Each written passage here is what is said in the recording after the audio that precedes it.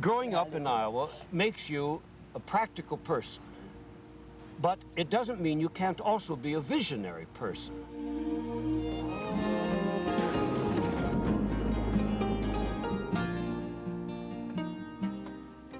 Friday, March 22, 1991, we were saddened by the loss of one of Iowa's most precious artists. Many of us at Iowa Public Television had a long and cherished relationship with poet and poet-grower Paul Engle.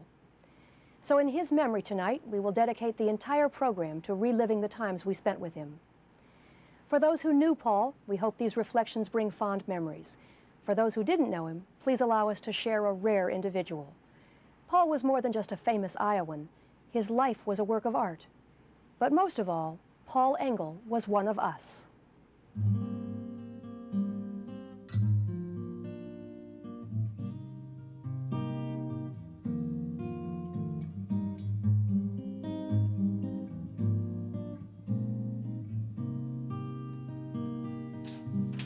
A work of art is work, and you must keep manipulating the language until it expresses the primal feeling you want it to express.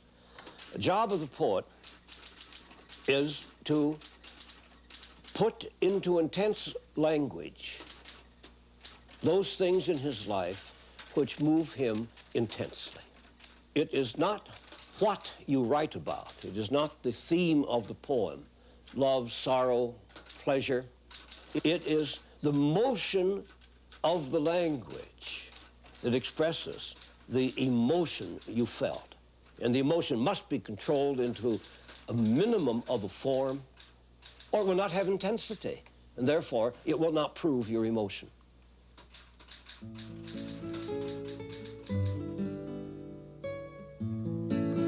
He was born in Cedar Rapids, Iowa, soon after the turn of the century. Learning from the farm and other colorful boyhood occupations, Paul shaped his sense of reality. Though these are but memories of times past, they live on in the consciousness of his mind. In the dedication of Engle Country, Memoirs, Paul recounts many of these moments. I had a lucky life. Such a way will never be lived here again. It is gone with the wild buffalo skinners and the Indian fighters, with my mother's hands whose tough calluses tore the sheets as she made my bed. Father, working hard from 6 a.m. to 9 p.m., 7 days a week, never made enough money in 1 year to pay an income tax.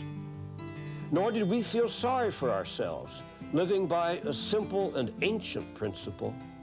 People were put on this earth for work, horses, each other, and God, in that order.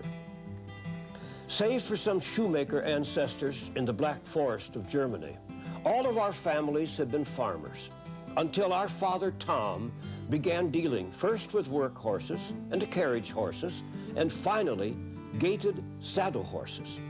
I could put a high-spirited horse through 5 gates before I could drive a car.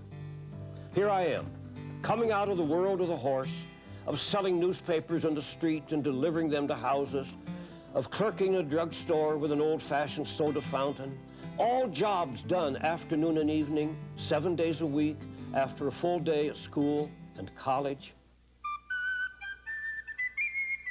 After graduating from Coe College in his hometown, Paul Engle pursued a higher degree at the University of Iowa.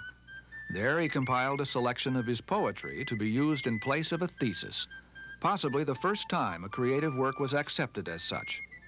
This collection, entitled Worn Earth, won the Yale Series of Younger Poets Award. After a year at Columbia University, he was appointed Rhodes Scholar and went on to study in England.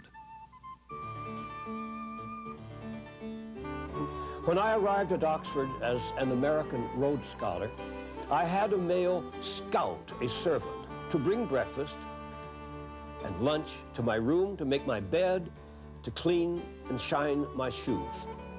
The first time he took away my shoes, there was a little bit of horse manure on them. When I remembered that, I was embarrassed. And Bert brought them back. He said, with great pride and respect, "Sir, I see that you have horses. He did not know that I was not a gentleman rider. I was the guy who shoveled out the stalls of a poor man's barn, and that my father kept them as a tough way of keeping his family alive. Engle's second book, American Song, was reviewed on the front page of the New York Times, July 29, 1934, and he was called a new voice in American poetry. Paul was 26. I think Iowa was so fully in his blood that to have gone somewhere else would have cut him off from his nourishment. He lived in this state, on this soil. He lived up at Stone City because it was a part of the place that he could see this ground.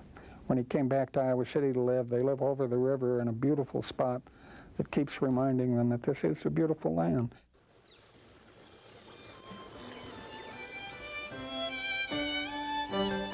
There is a spirit in us that has sprung from the nostalgic memory of the race, the feel of certain words under the tongue, the infinite features of the human face, remembrance of wind cruel cold in the bone, the songs of men and all their wailful crying, the strange thoughts of a child left all alone, a long eternity of birth and a dying.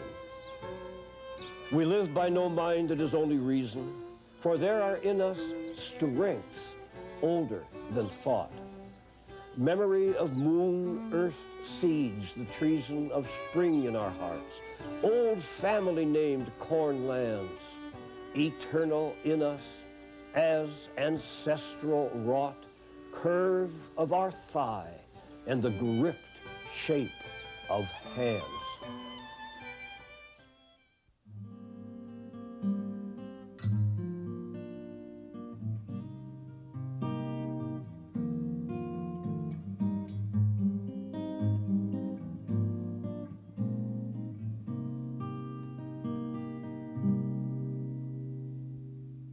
Paul Engle was an Iowan by birth and by belief. He never forgot the faith and dedication Iowans had in him, and he returned that gift of faith by founding the world-acclaimed Iowa Writers' Workshop. It was based on the principle of the helping hand. I had some help from people.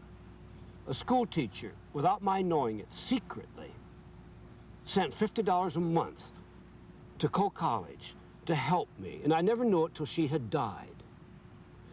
I was helped to go to England for a summer by people in Cedar Rapids who felt, well, Paul's writing poetry. They write poetry in England. Why doesn't he go to England? And gradually, so many people helped me.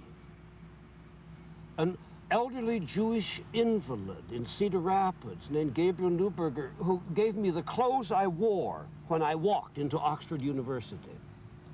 Well, with a background like that, you must feel help somebody else. And so I came back to this country after 3 years of Europe and came to the University of Iowa and discovered there was a way.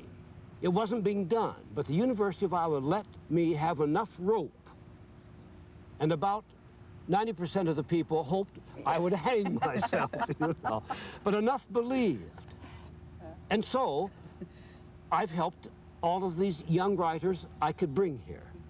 This was the first university to state in its catalog that the thesis for an MA could be a contribution to scholarly knowledge or a piece of creative work in poetry, in fiction, in the theater, in music, in painting. And suddenly we had the breakthrough. We had the legal justification for bringing all of the young talent of America here. There was no place else for them to go. We benefited from that. In a certain sense, he didn't bring anything to Iowa because he was born in Iowa and raised in Iowa. But he could bring very good writers to Iowa because they trusted him. He was a poet, as they were. He was a writer. He was an artist, as they were. So they trusted him.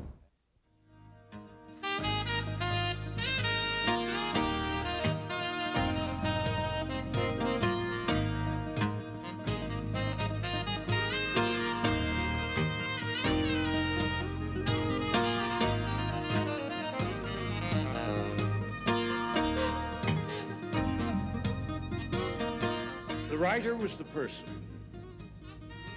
is still the person, for whom universities weren't really prepared. Because with a writer, it is write or die. This is an intensely emotional art. You deal with other people's emotions, you deal with your own. But if you're studying geology, it's very difficult to get emotional about worms and the glacial drift. But for the writer, it is like Kafka, who said, "Go to your room and think hard enough of the world, and it will spin in ecstasy at your feet." And the writer's job is to record the ecstasy. Thank you. Well, people always remember the institutions long after they remember the people who made them possible. So people will remember Paul primarily for being a moving force on the original National Council of the Arts, for creating the Writers' Workshop in, of all places, Iowa. But of course he was an Iowan, and he knew something Iowans know, and that is, you can stay home. He created it here.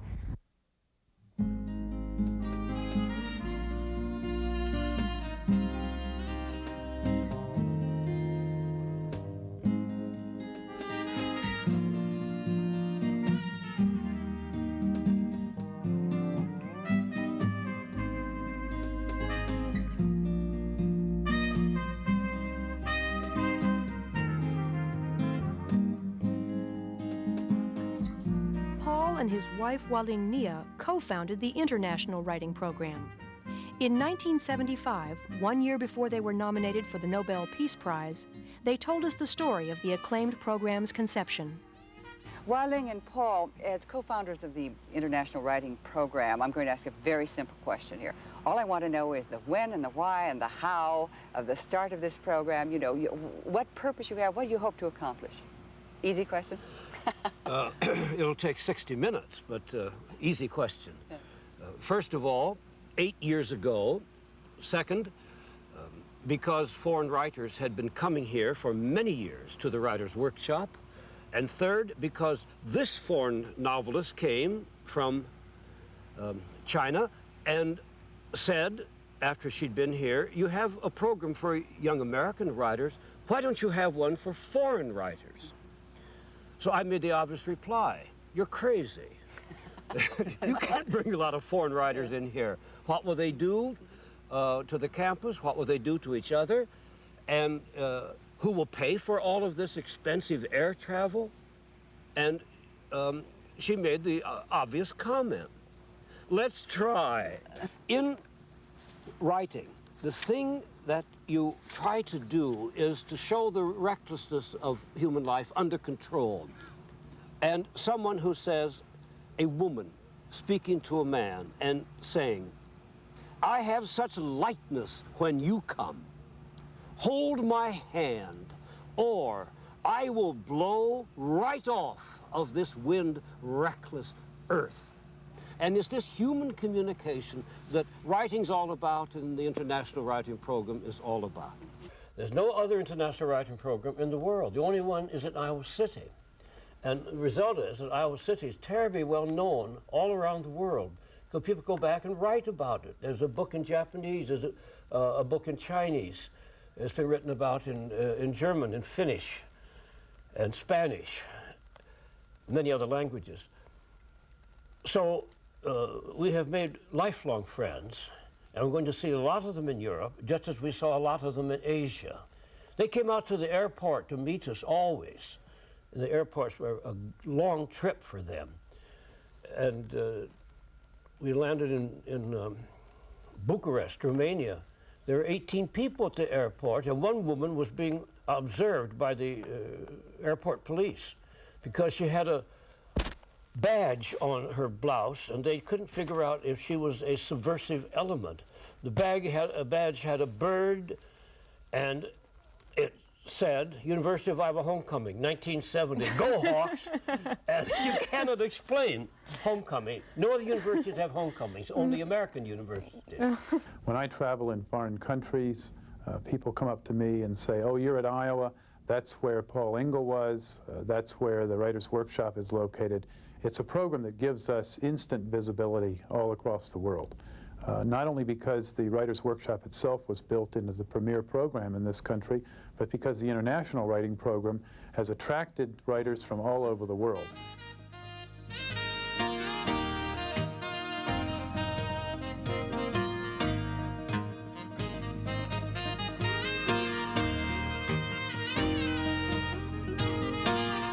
Have you often wondered about what rewards you've missed out on by virtue of not being able to devote more time to your writing and being a better writer?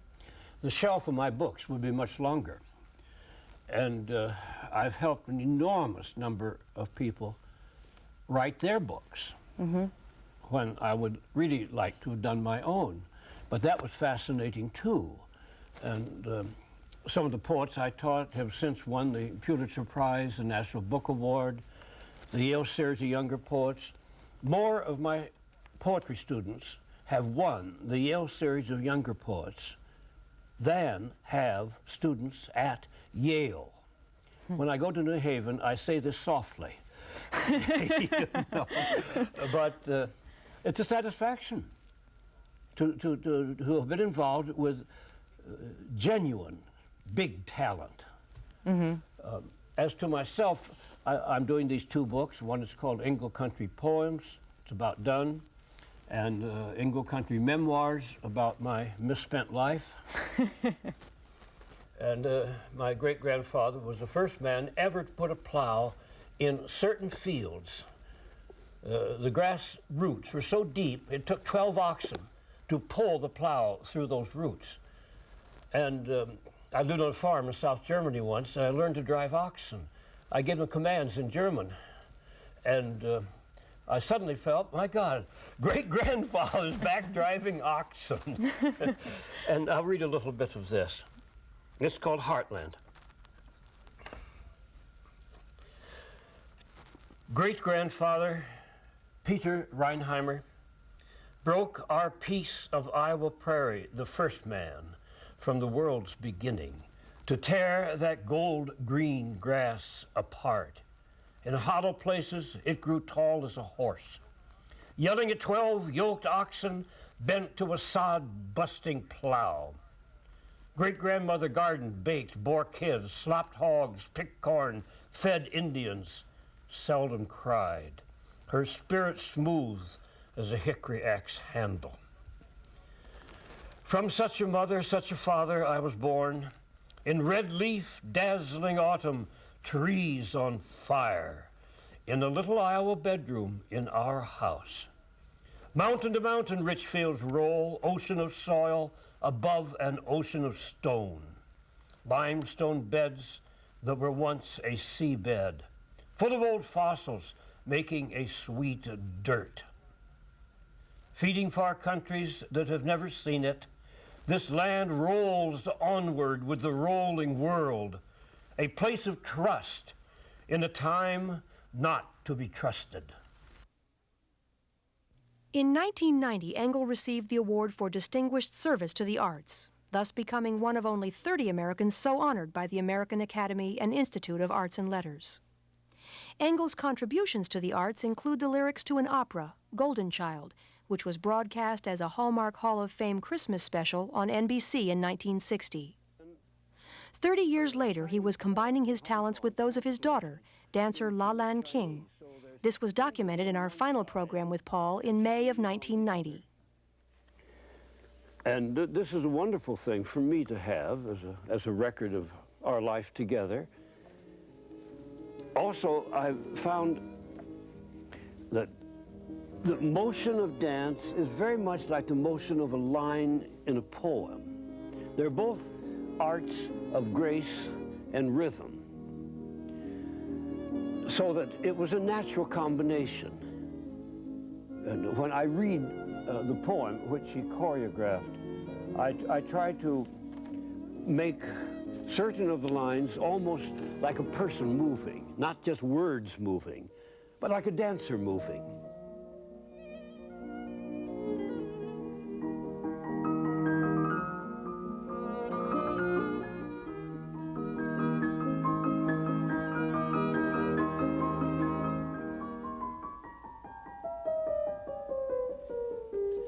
Pity the poor furred cat who needs 4 feet to do such leaps across the floor as dancer does with 2.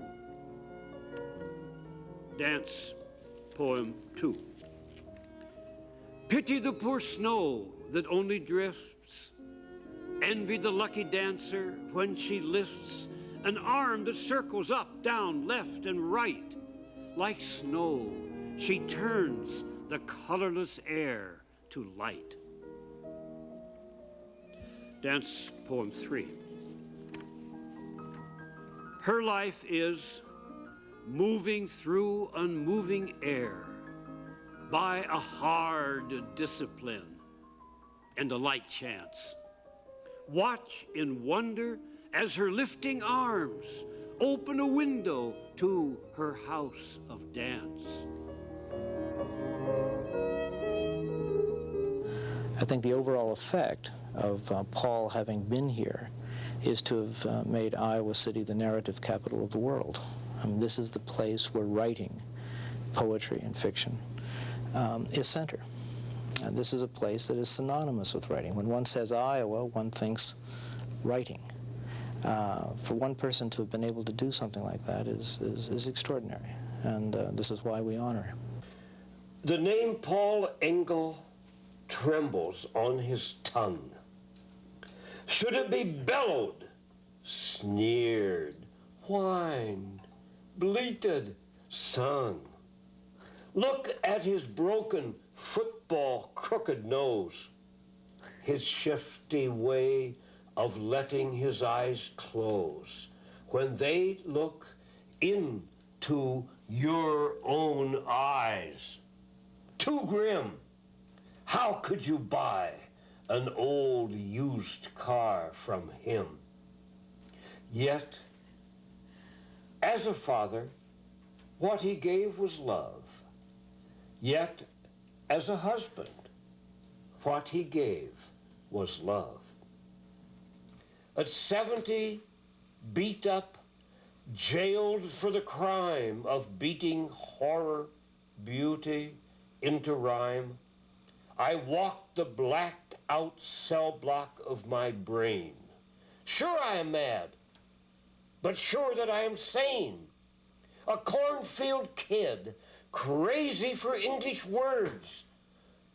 Old scarecrow lonesome for the screaming birds. It's good.